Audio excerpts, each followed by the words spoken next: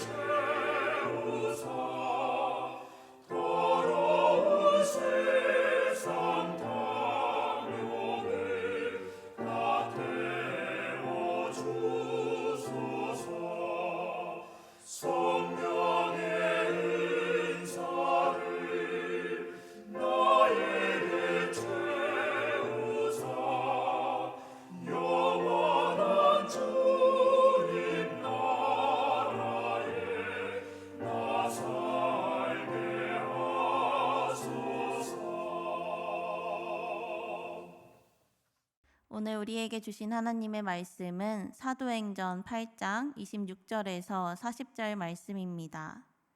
주의 사자가 빌립에게 말하여 이르되 일어나서 남쪽으로 향하여 예루살렘에서 가사로 내려가는 길까지 가라 하니 그 길은 광야라.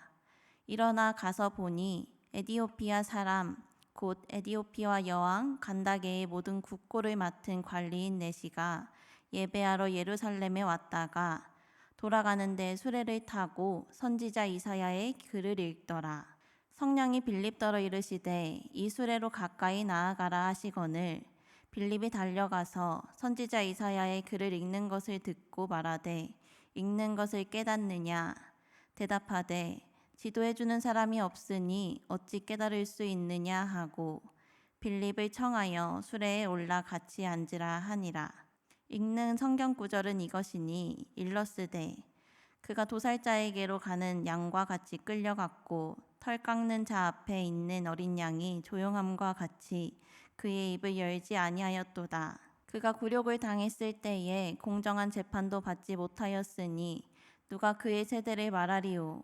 그의 생명이 땅에서 빼앗김이로다 하였거늘 그 내시가 빌립에게 말하되 청컨대 내가 묻노니 선지자가 이 말한 것이 누구를 가리킴이냐 자기를 가리킴이냐 타인을 가리킴이냐. 빌립이 입을 열어 이 글에서 시작하여 예수를 가르쳐 복음을 전하니 길 가다가 물 있는 곳에 이르러 그 내시가 말하되 보라 물이 있으니 내가 세례를 받음에 무슨 거리낌이 있느냐. 이에 명하여 수레를 멈추고 빌립과 내시가 둘 다 물에 내려가 빌립이 세례를 베풀고 둘이 물에서 올라올새 주의 영이 빌립을 이끌어간지라. 내시는 기쁘게 길을 가므로 그를 다시 보지 못하니라. 빌립은 아소도에 나타나 여러 성을 지나다니며 복음을 전하고 가이사랴에 이르니라. 아멘. 함께 기도하겠습니다. 사랑하는 주님, 우리에게 귀한 하루를 주시고 주님의 자녀로 살게 하시니 감사합니다. 주님의 자녀로서 마땅히 기도하고 예배하며 하루의 시작을 주님께 드리는 성도들이 있습니다. 주님께서 기억하시고 따스한 은혜를 부어주셔서 오늘 하루에 감사와 기쁨이 있게 하소서. 오늘도 우리를 끝까지 사랑하시는 예수님의 이름으로 기도합니다. 아멘. 할렐루야. 오늘도 이 새벽에 나온 성도님들을 환영하고 축복합니다. 오늘은 성령에 이끌리어라는 제목으로 함께 말씀을 나누려고 합니다. 성도님들은 나도 모르게 무언가에 이끌려서 한 행동이 있으십니까? 옛날에 한 프로그램에서 이런 실험을 한 적이 있습니다. 아무것도 없는 하늘에 이렇게 손가락을 가리켜서 쳐다보고 있으면 대부분의 사람들이 그 손가락을 따라 하늘을 바라보는 것입니다. 나도 모르게 그 행동에 이끌려서 하늘을 바라보는 것이죠. 그렇지만 그 하늘에는 아무것도 없었습니다. 사람들은 자기도 모르게 그 행동에 이끌려서 하늘을 쳐다보게 됩니다. 또 한 가지로 우리가 많이 접하는 횡단보도에서도 볼 수 있습니다. 대부분 횡단보도에 있을 때 핸드폰을 많이 하시잖아요. 그때 신호를 지키지 않는 사람이 길을 건너는 거죠. 핸드폰을 보고 있다가 옆에 사람이 지나가니까 내가 한 발 걸으려고 했는데 앞을 보니까 빨간불인 것입니다. 무의식적으로 그 발걸음에 이끌려서 나도 따라갔던 것입니다.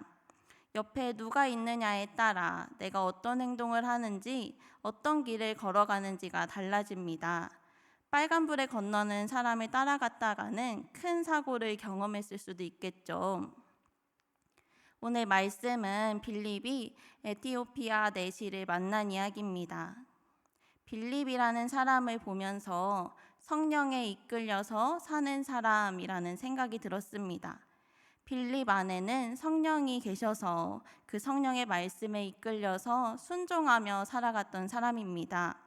이 본문은 성도님들도 흔히 알고 있는 본문이라고 생각합니다. 말씀을 준비하면서 이 빌립과 에티오피아 내시를 더욱 묵상하게 되었는데 이러한 질문이 떠올랐습니다. 나는 성령에 이끌려서 사는 순간이 있었는가? 오늘 사도행전 8장 1절부터 보면 교회에 큰 박해가 있었습니다. 그러면서 사도 외에 유대와 사마리아 모든 땅으로 흩어지게 됩니다. 7 집사로 세워진 빌립도 사마리아 땅으로 내려가 복음을 전합니다. 사마리아는 아시다시피 전통적인 유대인들에게 하찮은 존재로 평가되었습니다. 사마리아 인과는 상종도 하지 않았습니다. 저평가받는 사마리아에 가서 많은 사람들은 빌립의 표적도 보았고 한 마음으로 이 빌립을 따랐습니다. 그리고 그 성에 큰 기쁨이 있다고 말씀합니다. 큰 박해로 인해 흩어지게 되었지만 흩어짐으로 인해서 이 사마리아에는 큰 기쁨이 있었습니다. 큰 박해가 큰 기쁨이 된 것이죠. 이것이 위기를 기회로 잡고 더 큰 주님의 뜻을 이뤘다고 생각합니다. 빌립은 이렇게 성령의 능력을 받았고 표적을 일으키고 복음을 전파하는 데도 영적인 큰 능력이 있었습니다. 그리고 이제 오늘 본문으로 돌아와서 빌립은 주의 사자의 말씀을 따라 남쪽으로 향합니다. 사마리아에 있던 빌립이 가사라는 곳으로 가려면 최소 100km가 넘는 거리라고 합니다. 근데 그 길은 광야입니다. 길도 평탄하지도 않고 햇빛은 얼마나 뜨거웠겠습니까?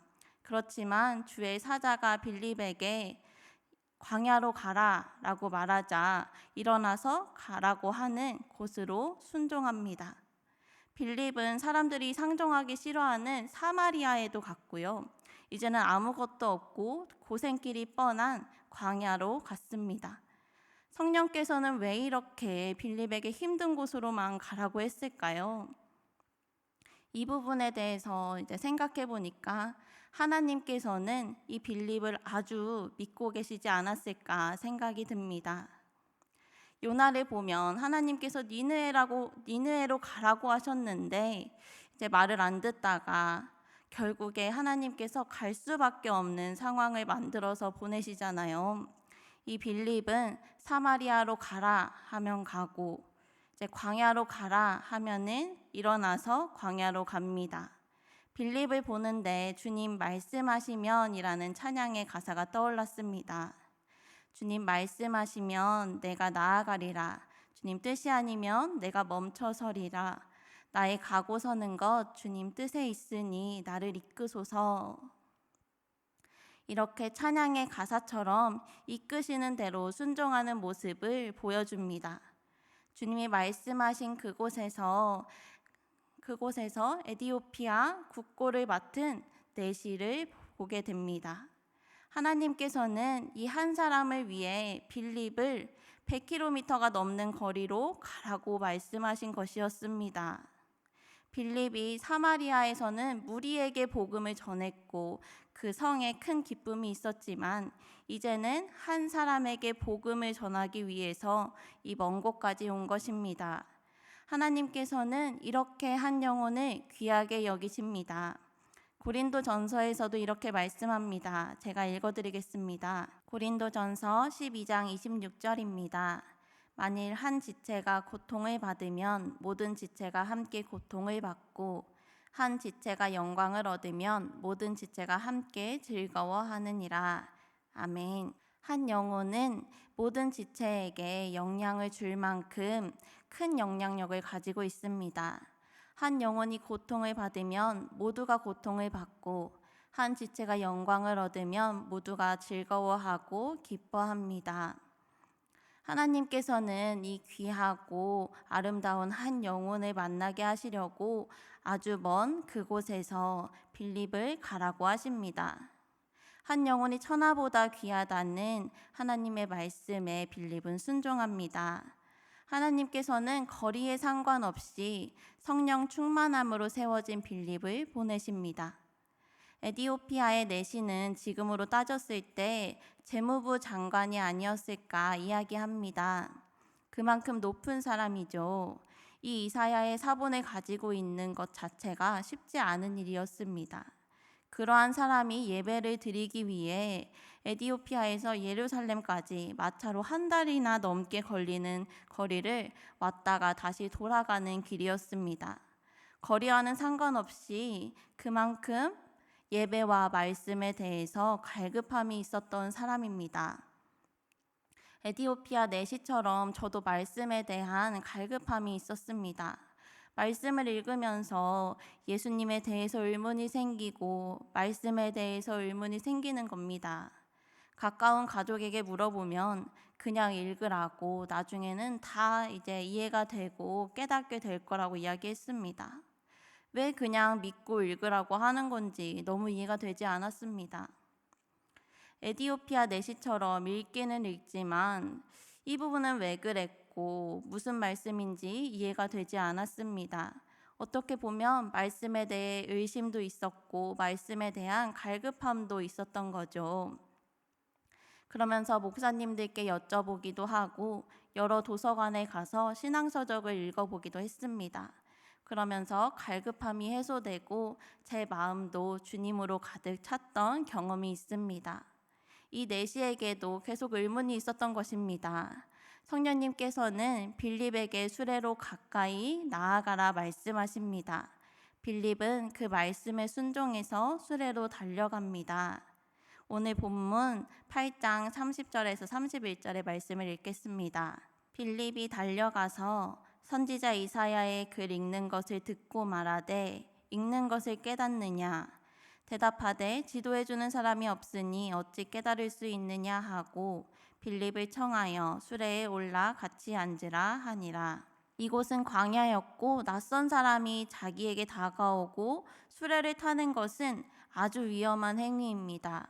무기를 가지고 있었을 수도 있고요. 자신에게 해코지를 할 수도 있었는데 대신 흔쾌히 자기 수레에 올라 같이 앉으라고 말합니다. 그러면서 이사야의 말씀을 읽고 있던 내시에게 그 말씀을 본문 삼아 빌립은 예수님을 전합니다. 길을 가며 복음을 받아들였고 물 있는 곳을 보자 세례를 받습니다. 개역개정에는 37절이 없음이라고 나오는데 다른 사본에서 본다면 이렇게 이야기합니다. 빌립이 내시에게 진심으로 믿는다면 세례를 받을 수 있습니다 라고 하자 내시는 이렇게 말합니다. 예수가 하나님의 아들이심을 믿습니다 라고 고백합니다. 내시는 세례를 받고 두 사람이 물에서 올라오는데 이제 성령님께서 빌립을 이끌어 가십니다. 나에게 세례를 주던 사람이 갑자기 없어지면 놀라고 당황했을 텐데 이 내시는 개의치 않고 기쁘게 자기의 길을 가게 됩니다. 메시지 성경에서는 39절의 말씀을 이렇게 번역합니다. 그는 애초에 얻으려던 것을 얻었고 더없이 행복한 마음으로 길을 갈 수 있었다. 내시는 복음을 기쁨으로 받았습니다. 그렇기에 세례를 받는데 거리낌이 없었던 것이죠. 그렇기에 내시는 그 자리에서 물과 성령으로 세례를 받았습니다.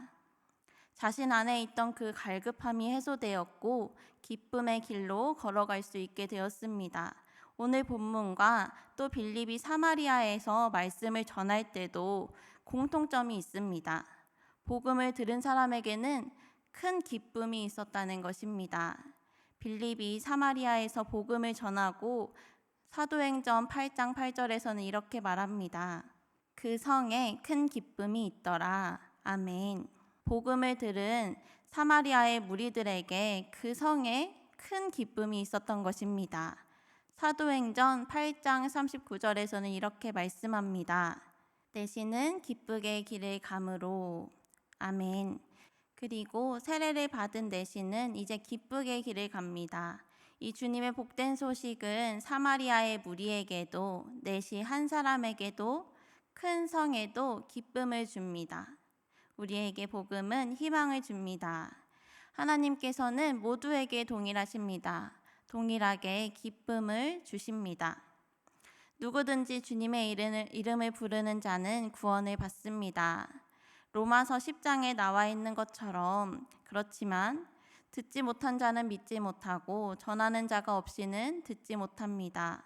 보냄을 받지 않으면 전달할 수 없습니다. 오늘도 이 말씀을 통해 주님께서는 우리에게 말씀하십니다. 사마리아와 땅끝까지 이르러 복음을 전하라고 말씀하십니다. 이제 이 말씀을 듣고 확신을 받은 또 세례를 받은 이 내시는 자신의 나라로 돌아가서 어떻게 했을까요? 말씀에는 나오지 않지만 자신의 나라로 가서 말씀에 대한 확신을 얻고 이 기쁜 소식을 전했을 것이라고 생각합니다. 또한 빌립은 성령의 이끌리심에 따라서 또 순종해서 나아갑니다. 마지막까지 빌립은 성령에 이끌린 삶을 보여줍니다.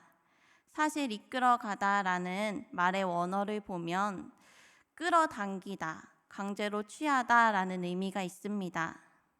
정말 성령님께 끌려다닌 인생입니다. 하나님께서는 복음 전파를 위해 사용한 사람이 이런 빌립과 같은 순종의 사람입니다. 말씀 선포에 준비가 되어 있던 사람이죠. 그 후에 빌립은 아소도 여러 성을 지나고 가이사랴에 이르기까지 복음을 전합니다. 그곳에도 기쁨이 가득했을 것입니다. 하나님께서는 이 본문을 통해 한 영혼의 소중함, 갈급함이 있는 영혼을 하나님께서 어떻게 만나주시는지, 또한 빌립을 통해서 성령에 이끌려 사는 삶은 어떤 것인지 알게 해주셨습니다. 처음 제가 말씀을 준비하면서 들었던 질문이 있죠. 나는 성령에 이끌려 살았던 순간이 있는가? 이것을 생각해 봤을 때 제가 지금 이 자리에 있는 것이 성령님께서 인도해 주신 인생이라는 생각이 들더라고요. 저는 제가 이 전도사를 할 거라고는 상상도 하지 못했습니다. 제 중학교, 고등학교 친구들은 아직도 안 믿긴다고 합니다. 그렇지만 하나님께서 나에게 말씀에 대한 의문을 주셨고 말씀을 보게 하셨고 나에게 의문을 해결하기 위한 열정을 주셨습니다. 그러면서 제 안에 주님으로 풍성해진 삶이 가득했고요. 또 우리의 삶은 알게 모르게 우리 안에서 계신 성령님께서 인도해 주시는 삶을 계속해서 살아내고 있습니다. 이 내시처럼 우리가 어떠한 것에 대한 갈급함을 느낄 때 하나님은 사람을 통해서 일하십니다. 그 사람을 통해서 갈급함을 해결하게 하셨고 또 기쁨을 얻고 새로운 마음으로 나아가게 하셨습니다. 또한 전도하고 복음을 전하는 것에 준비가 되어 있는 빌립을 보내셨습니다. 이것은 모두 성령의 인도하심에 있었지만 하나님께서는 사람을 통해서 일하십니다. 빌립은 그 인도하심에 순종했고 이 빌립은 말씀에 대해 준비가 되어 있었습니다. 하나님께서는 물론 준비가 되지 않아도 연약해도 사용하시지만 이렇게 순종하고 준비된 자를 마음껏 사용하십니다. 복음을 전파하는 이로 여러 성이 기뻐했고 한 사람도 기뻐했으며 무리도 기뻐했습니다. 큰 박해를 큰 기쁨으로 바꾼 오늘 본문을 통해서 성도님들도 복음을 가지고 기쁜 소식을 갖고 이 기쁜 소식을 사모하시며 그 복음을 삶으로 살아내시는 우리 성도님들 되시기를 소망합니다. 우리 주님께서 가르쳐 주신 기도하며 예배를 마치겠습니다. 하늘에 계신 우리 아버지여, 이름이 거룩히 여김을 받으시오며 나라가 임하시오며 뜻이 하늘에서 이루어진 것 같이 땅에서도 이루어지이다. 오늘 우리에게 일용할 양식을 주시옵고 우리가 우리에게 죄 지은 자를 사하여 준 것 같이 우리 죄를 사하여 주시옵고 우리를 시험에 들게 하지 마시옵고 다만 악에서 구하시옵소서. 나라와 권세와 영광이 아버지께 영원히 있사옵나이다. 아멘.